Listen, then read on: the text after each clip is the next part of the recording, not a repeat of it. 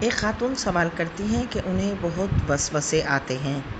مثلاً وہ اگر وضو کر لیں تو اس میں وسوسہ آتا ہے کہ وضو ٹھیک نہیں ہوا، غسل کر لیں تو اس میں وسوسہ آتا ہے کہ شاید ناپاکی رہ گئی، نماز پڑھیں تو اس میں وسوسے آتے ہیں، کپڑوں کی پاکی اور ناپاکی کے بارے میں بہت وسوسے آتے ہیں۔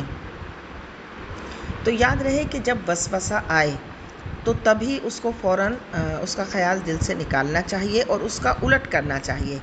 یعنی وسوسہ آ رہا ہے کہ فلاں چیز کو دھو تو مت دھو کہ یہ چیز پاک ہے، اور خیال اس طرف جماؤ، اور لا حول ولا قوت الا باللہ کی کثرت کرے وہ شخص جس کو بہت وسوسے آتے ہیں، اور سورہ ناس کثرت سے پڑھے۔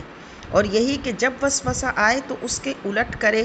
جب آہستہ آہستہ الٹ کرتے رہیں گے اور اس وسوسے کی طرف سے توجہ ہٹائیں گے تو انشاءاللہ اللہ سے امید ہے کہ اس پر کنٹرول حاصل ہو جائے گا۔